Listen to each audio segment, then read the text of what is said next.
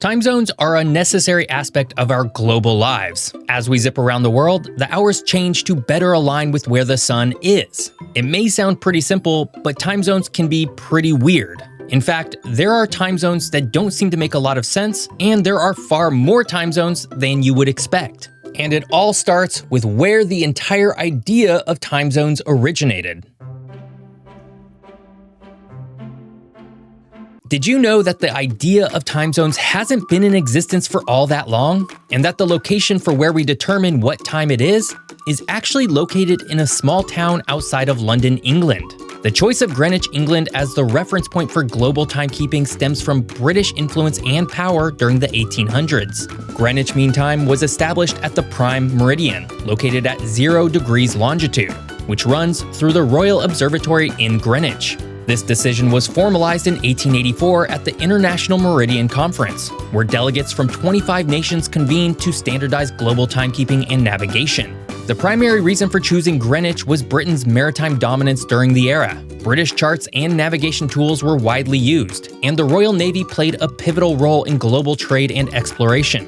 By the late 1800s, most ships relied on Greenwich as a baseline for calculating longitude, making it a logical choice for international standardization. But also, geographically, Greenwich is conveniently located near the center of the world's land masses, making it an accessible reference point. Moreover, the British Empire's vast reach ensured that adopting GMT would have minimal resistance from its territories. This system laid the groundwork for the global time zone structure we use today, with GMT serving as the foundation for Coordinated Universal Time, the system we use today. You might expect there to be just 24 time zones, one for each hour of the day, but there are actually 40 recognized time zones today.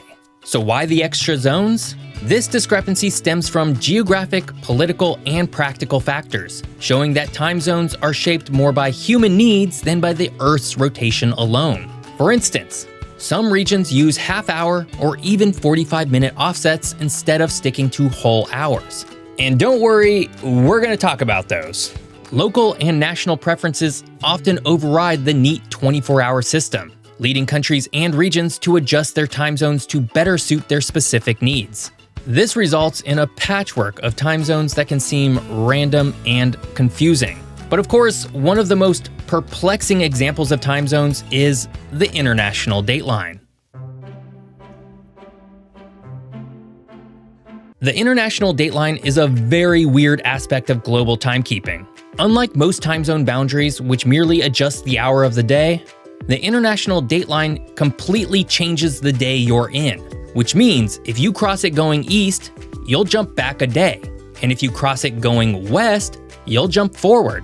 The line roughly follows the 180th meridian, but makes significant deviations to avoid splitting countries or islands into different calendar days. For instance, the line takes a sharp detour eastward around Kiribati, placing some of its islands, like the Line Islands, a full 14 hours ahead of Greenwich Mean Time, effectively making them among the first places in the world to experience a new day.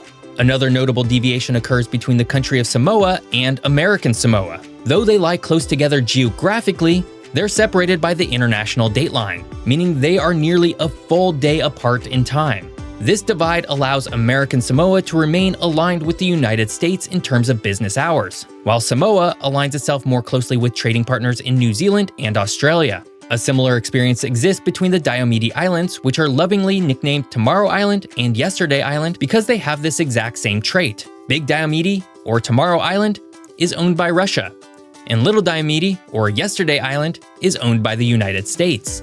Now, all that said, the practical application of this line isn't nearly as severe as you might think. Moving across the line in either direction still only changes the clock by a single hour, despite the date change.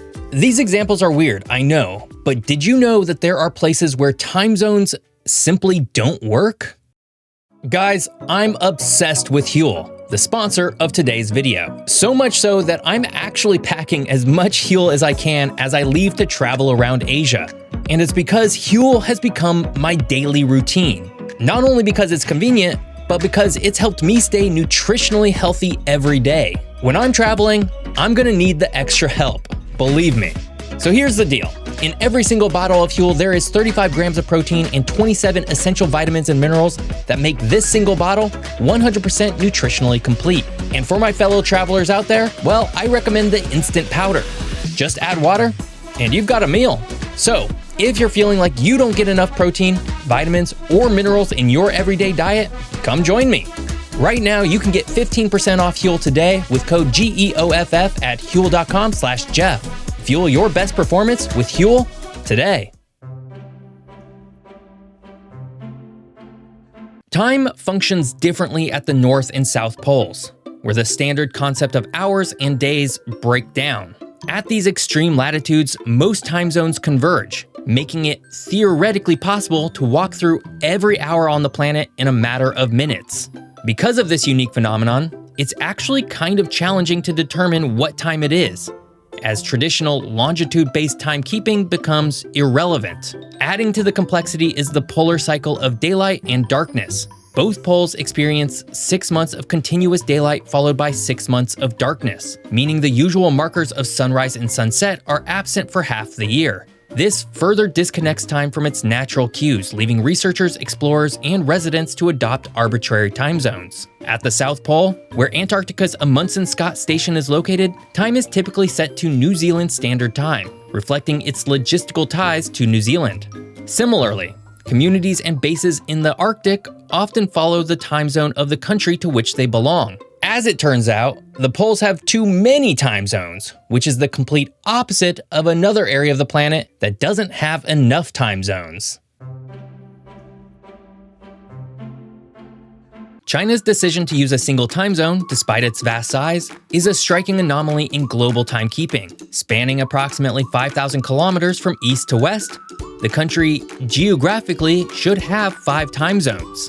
However, since 1949, the entire country has operated on Beijing time, set at UTC +8. This decision was made to promote national unity and simplify administration, reflecting the centralizing policies of the government. Unfortunately, the practical implications of this policy are difficult, especially in the western regions like Xinjiang. There, the sun can rise as late as 10 a.m. in winter and set close to midnight in summer. Locals often operate unofficially on a secondary time system known as Xinjiang time, which is 2 hours behind Beijing time.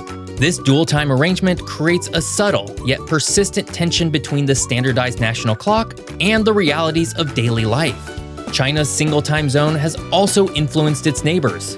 Mongolia and parts of Russia have adjusted their time zones to align more closely with Beijing, underscoring China's regional influence.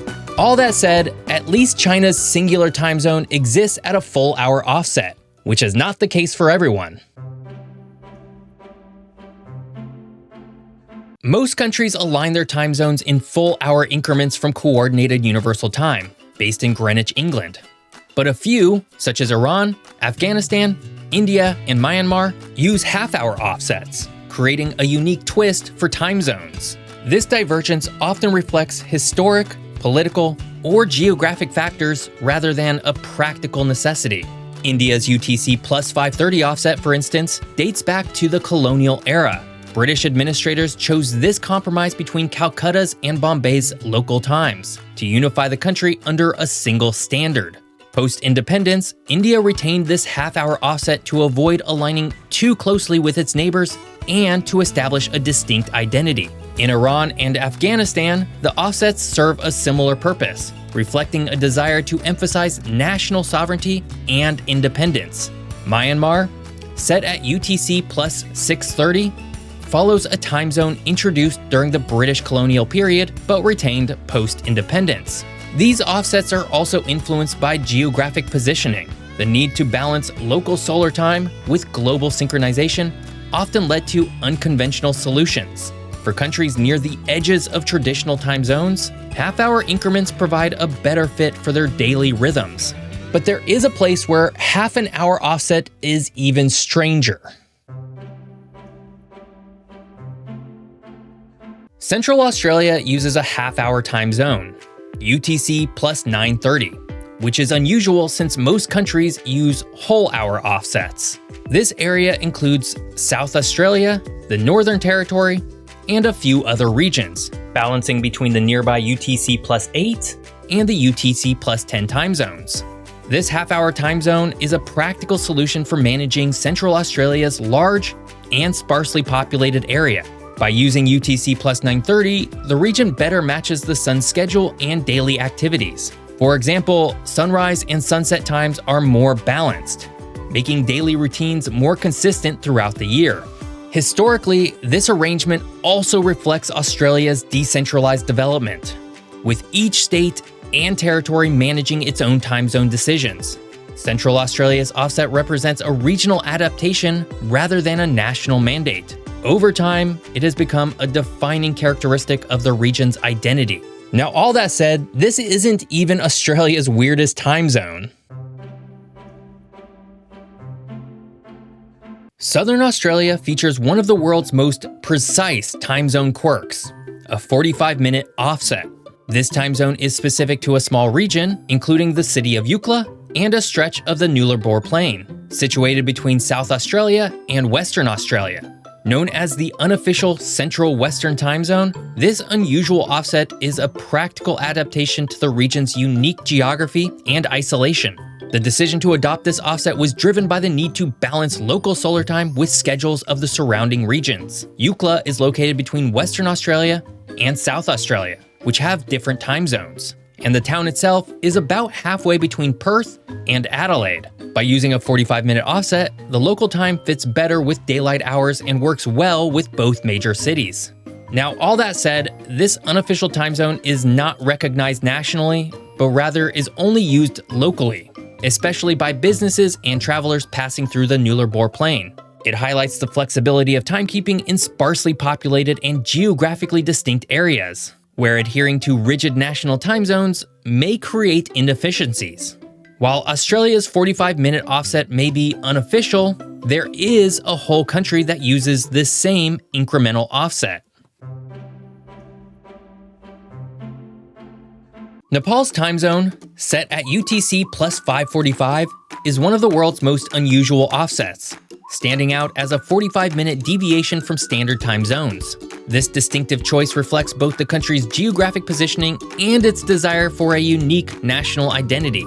Located between India and China, Nepal's offset is a practical compromise that aligns with its solar patterns while distinguishing it from its powerful neighbors. The decision to adopt this time zone was made in 1986, replacing an earlier standard of UTC plus 540. The 5-minute adjustment brought Nepal's official time closer to the international system, while still retaining a uniquely Nepali identity. Geographically, Nepal's positioning along the longitudinal middle of the Indian subcontinent makes this offset logical in terms of local solar time. For a mountainous country where daylight hours are crucial to daily life, aligning time more closely with sunrise and sunset holds significant importance. Arizona's refusal to observe daylight savings time sets it apart in the United States, creating a unique timekeeping quirk.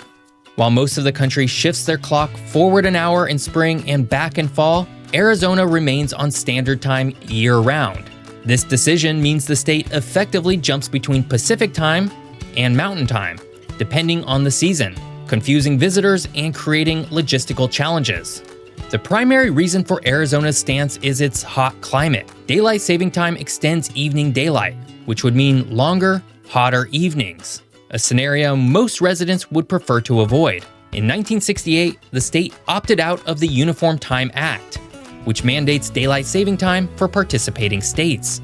Now, that said, the Navajo Nation, which spans parts of Arizona, New Mexico, and Utah, does observe daylight saving time, adding another layer of complexity.